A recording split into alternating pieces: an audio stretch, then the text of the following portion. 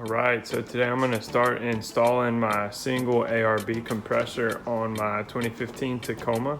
All of the ARB parts that pretty much go with it, with the little air up tool, the compressor pump up kit. It's got the hose and the little fittings and pieces that you need to basically use it to air up tires.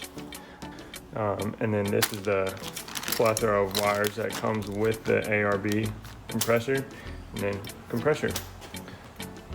Here in the engine bay, first thing we're gonna do, I put down some the little rubber washers right there, and then we're gonna remove the two bolts here, and that just slides out of the way because the mount is gonna utilize this right here for an extra support. All right, so it's time to finally get this compressor together. I know some of y'all have kind of followed me on Instagram and known that I was putting this compressor mount together. This is for the second gen Tacoma. Mine's a 2015. This mount is gonna go right here, as long as you don't have the brake system right here. I believe it's the ABS module that's right here. I'm not positive.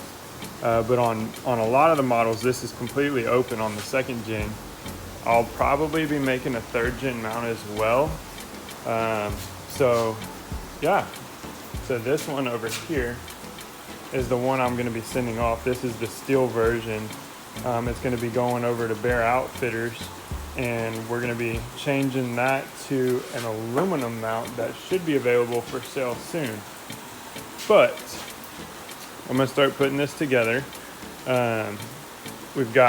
are the three pieces to the mount.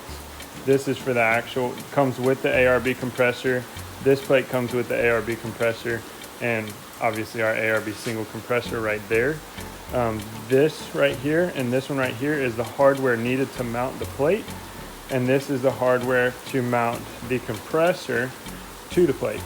So we're gonna go ahead and get started on putting that together. First, I'm gonna put this and this together on the plate, and then we're gonna mount this on there. You'll see.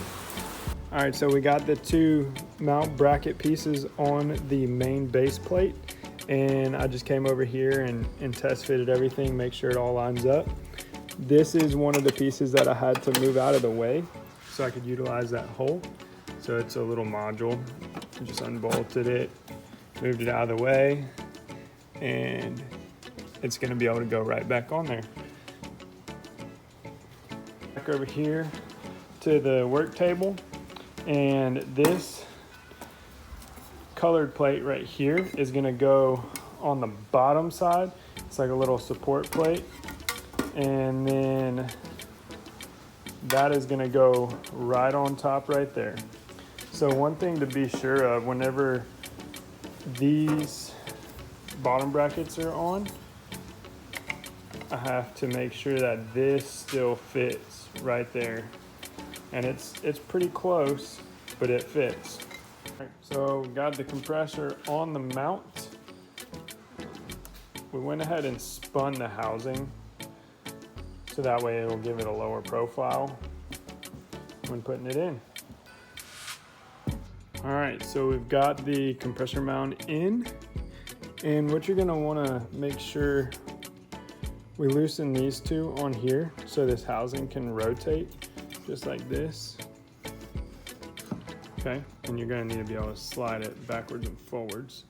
So as far as these bolts go, you'll be able to move this kind of out of the way, hit that one. That one's easy to get to. And then this one down here is a little tricky.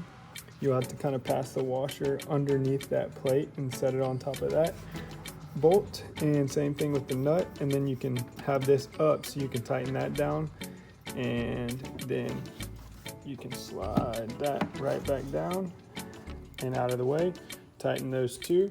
And we went ahead and moved this little air breather out of the way, just made it a little easier.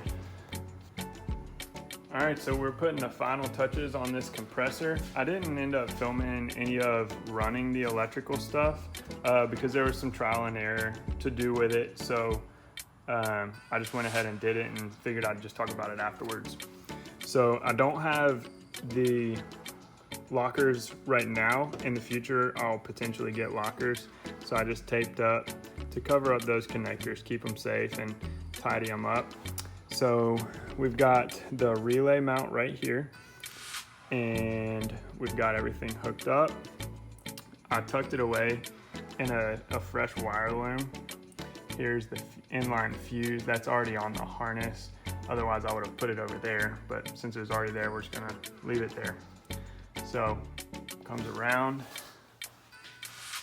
zip tied up to the other wire loom and run right there to the battery. The other bit that goes inside the cab, I pulled out this grommet here and punched a hole and just ran that wire right inside the cab. Inside I have to finish tidying up, but I wanted to leave it off so y'all could see. So we've got a little add-a-fuse right there for the ignition on. And I did get the extension harness just so I can make sure everything stayed clean to run it up there. Now this is gonna get tidied up into the A-pillar and running across. And we ran everything up into the overhead console. You can see the wiring right here. We're not going to end up using the dimmer switch because I don't really want the illumination on all the time. For the switch, I only want the light to come on when the compressor's on. So we did not hook up the dimmer line. These are for switch 1 and 2 for the lockers. And then you can see kind of how I cut it out right there. And it's mounted right there in the console. And the console goes right there. I'll show that whenever I'm done. Compressor is finally done. Everything's tidied up. Got the A-pillar back on. Console's back to, oh, that's really close. And we've got our switch up there. That switch illuminates blue whenever it's on. I did not hook up the dimmer switch, so it's not gonna come on if the compressor's not on. I wanted that so if it was on, I would know I need to turn the compressor off. All that's nice and tidied up. And we just got done testing it, so the hose is still there.